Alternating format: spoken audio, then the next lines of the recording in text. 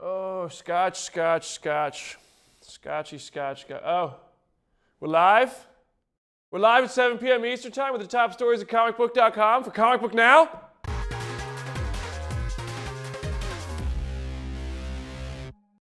What's up, Comic Book Nation? Welcome to Comic Book Now.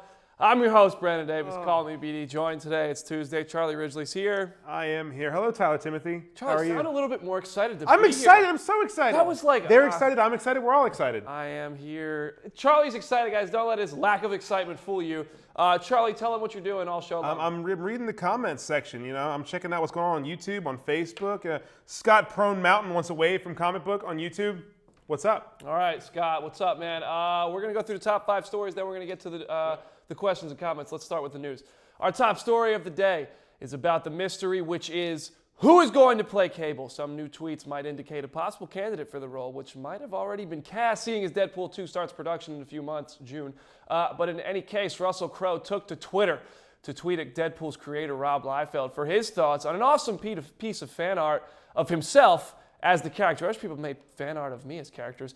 This image was created by James Ray, as it is not official art, but prompt speculation of Crowe stepping in for the part of Cable, because an actor like Crowe does not exactly need to campaign for roles at this point in his career. Let us know if you would like to see that come to fruition in the comment section. Next up, though, The Walking Dead. It's in our top 5, as always, when it's in season. Yesterday, we talked a bit about Eugene's love for pickles. I was gifted these pickles. But now that that love has gotten Josh McDermott trolled by Kettle Brand Chips on Twitter. Early in the episode, Eugene shut down Chips, an offer for Chips of the Kettle Brand type in favor of pickles, which sent the chip manufacturer to Twitter to tell McDermott they're going to have to talk. McDermott responded by asking if he'll need to lawyer up for their conversation, but ultimately was just asked to slide into their DMs for a private conversation. Do we have a new Bizquake challenge for the next Walker Stalker convention on our hands? I think we might. Move over, Abraham Ford. You're dead. Sticking to the world of The Walking Dead, though, AMC released the first photos from the upcoming season of Fear the Walking Dead. If you jump ship on this show, I suggest getting back on board, because the back half of season 2 was about as good as it gets for zombie drama. I'm not just saying that. But the new synopsis teases the future involving the threatening new group we met at the American border, and the photos show us that not only is Luciana going to survive her gunshot from the end of season 2, at least for a little while, but we will see the return of Victor Strand after electing to stay behind at the hotel when the rest of the group decided to head north. And of course, Travis and Madison are making a comeback, as Travis has finally learned just how cruel survival in this world requires you to be, which is great because we were waiting on that.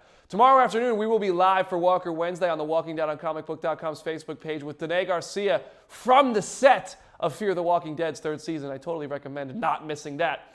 Next up, we just wanted to remind you guys of a couple trailers here on Comic Book Now. Tonight, Jimmy Kimmel Live will debut a brand new Guardians of the Galaxy Volume 2 trailer. And tomorrow, or very, very soon, we're going to have our second trailer for Alien Covenant. Now, I've heard a lot of about Guardians Volume 2, and I've seen a lot of Alien Covenant, including the new trailer. And both of these films are shaping up to be fantastic. If we could just get that Justice League trailer the world is so eagerly waiting on.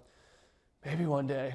Finally, one of the day's biggest stories. We're not leaving this one out. Marvel has found its live-action Black Bolt. The leader of the royal family on Marvel's Inhumans TV series will be played by Anson Mount, the star of AMC's Hell on Wheels series. Head of Marvel TV Jeff Loeb says Anson loved the challenge of playing a character who will only communicate silently. And as you can see in this clip from Hell on Wheels, well, he's got those facial expressions down. Inhumans will debut its first 2 episodes in IMAX this September before airing 8 episodes on Tuesdays on ABC. And just in case you need it, here's a refresher on Black Bolt. ComicBook.com has you covered with a segment we like to call Cheat Sheet.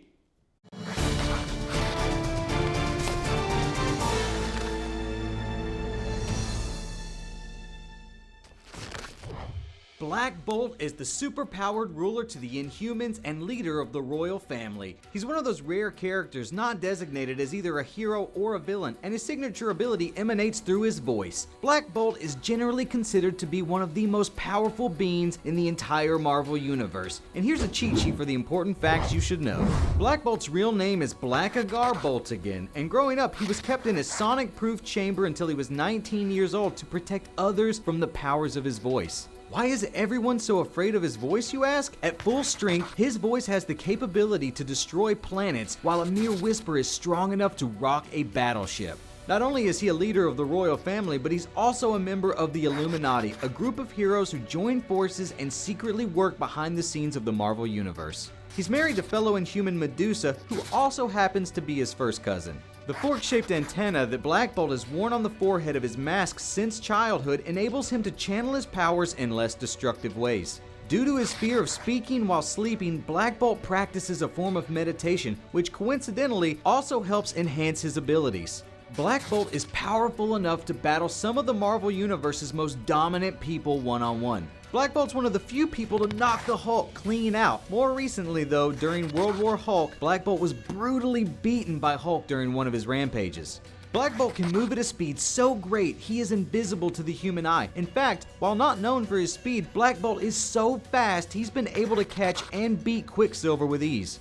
Recently, Black Bolt was entrusted by Reed Richards with one of the Infinity Gems, specifically the Space Gem, which he hid where no one could find it. Currently, Black Bolt's appeared in several cartoons and video games and is soon set to star in an ABC show titled The Inhumans. If you take away one thing from this cheat sheet, it's that Black Bolt prides himself on being a strong king to the Inhumans, and he will fight any and all, good or bad, to protect them.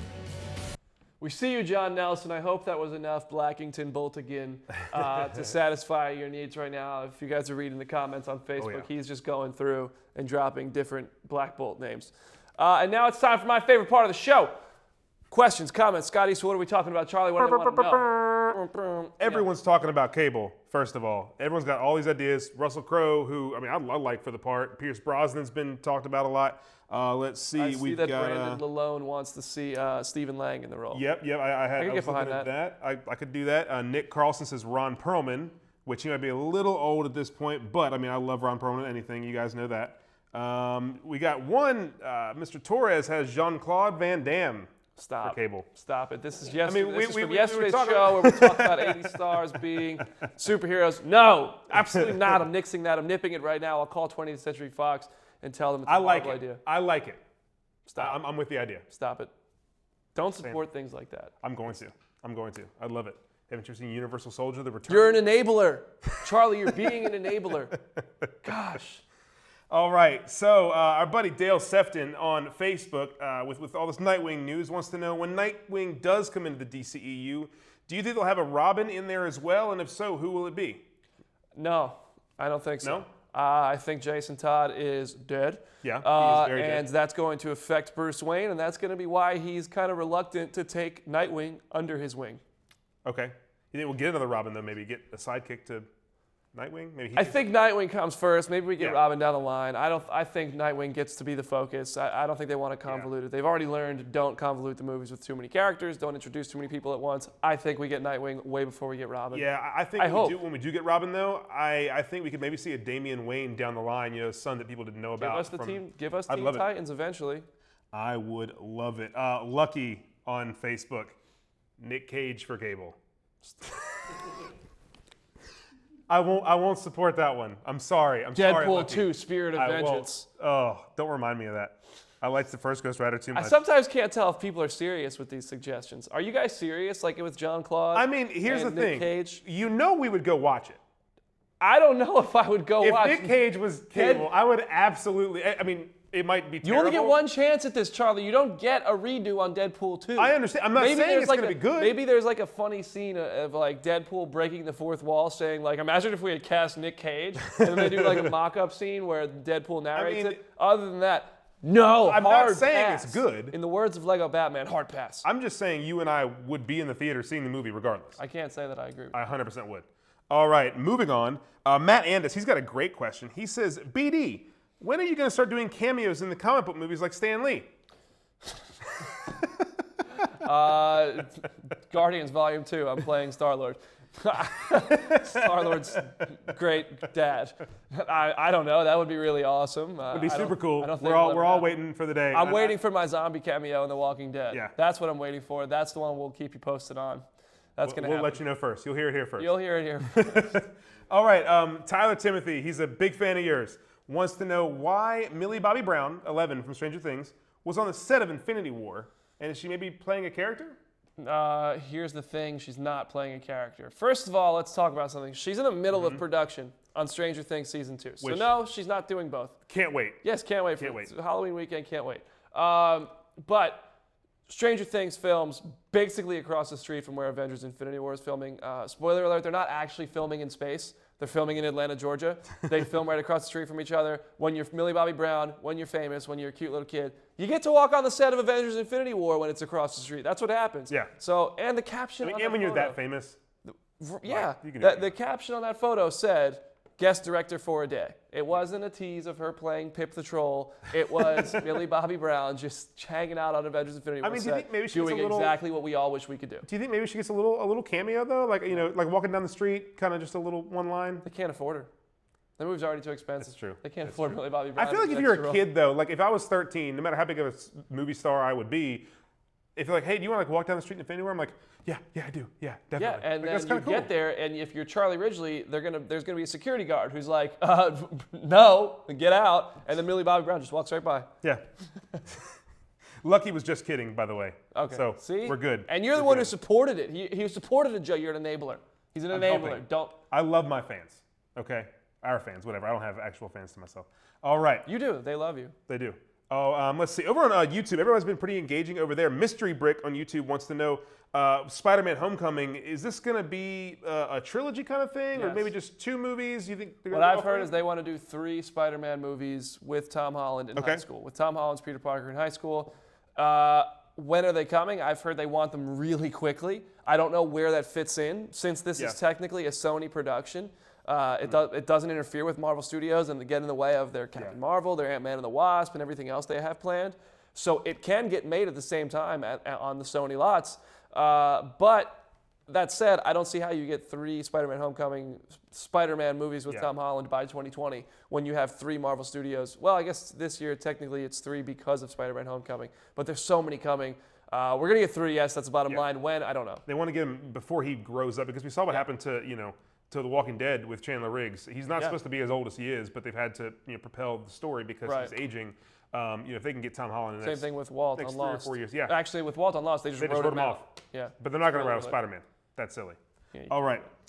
Let's see here. We got awesome comments going on. Reese Williams, our good buddy Reese Williams, he wants to know, he's got a great question. Reese. If you guys had to go up against each other in a lip sync battle, Ooh. what song would you choose?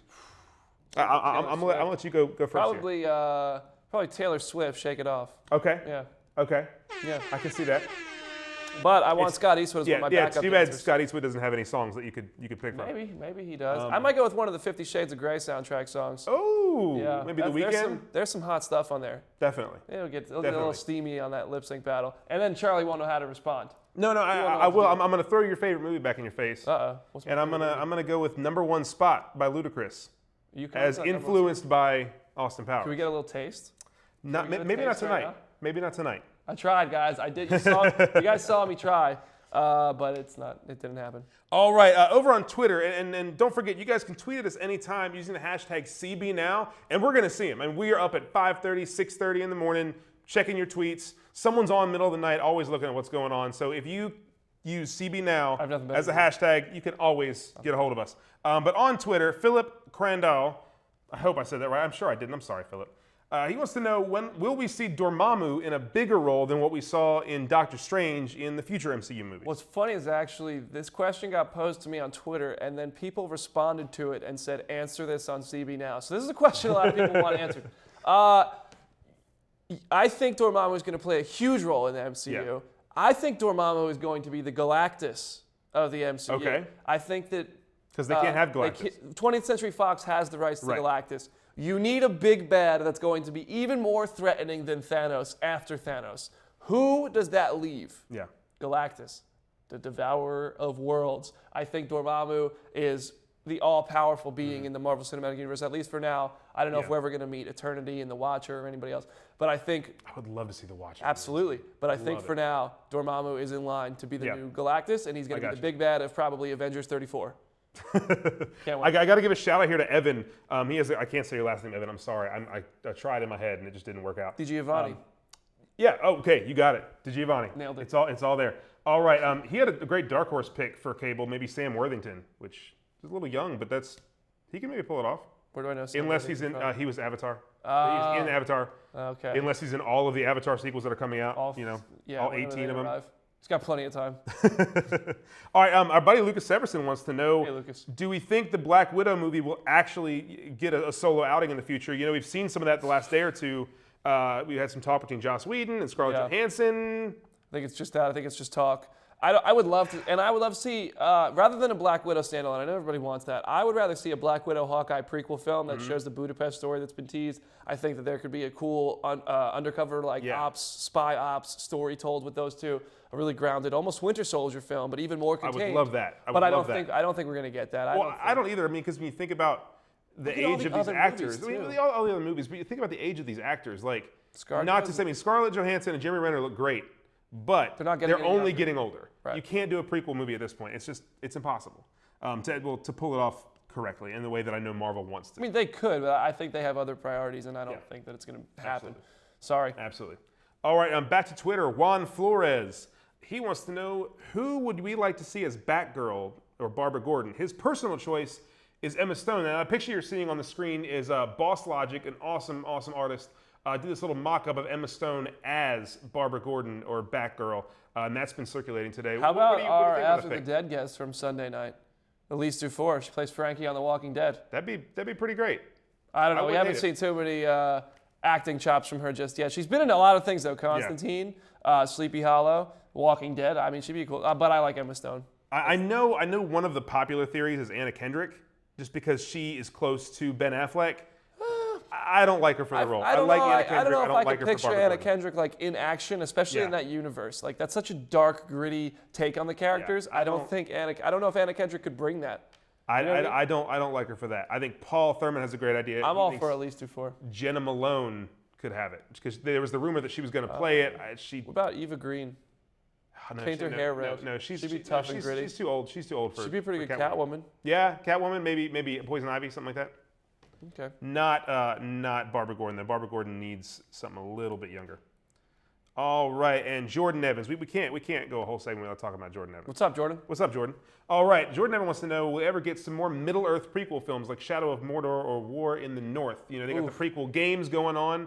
Shadow of Mordor, we just got a new trailer for a new game. What do you think? I don't think the world is done with Peter Jackson, but I think Peter Jackson is done with that world. Yeah. Peter Jackson's going to keep making movies, but I don't think he's going to keep making Middle-earth movies. I don't know if we're going to continue. I think The Hobbit was the last of that world we're going to see. I know there's the Silmarillion, but J.R.R. Tolkien passed away before finishing that book, and then the rights to that don't rest at the studio. So I don't think they can make that the Silmarillion story. As for the video game stories, that's a whole rights issue. That's a whole different story. But I don't expect to see anything in that. I love the Middle-earth stories. I love these fantasy movies, but I don't expect anything in the Lord of the Rings universe. But Shadow of Mordor, that stuff's really cool. It's a really cool game. It'd be a really cool movie. I just don't think it's going to happen. And I mean, especially after the Hobbit, it got some backlash. It made some money, but stretching it into 3 films kind of got on people's nerves, and it ended on a sour note where it could have ended on Return of the King, which was a really, really respected movie. And I just saw Tyler Timothy say Godzilla vs. King Kong, ? Go see Kong Skull Island next week. That's all I have to say about that. You'll know exactly what I mean when you see it. And that's where we're going to end it today, guys. Thank you so much for watching Comic Book Now. On behalf of Charlie Ridgely and Comic Book Nation, I'm Brandon Davis. We'll be back tomorrow at 7 p.m. Eastern Time for more Comic Book Now.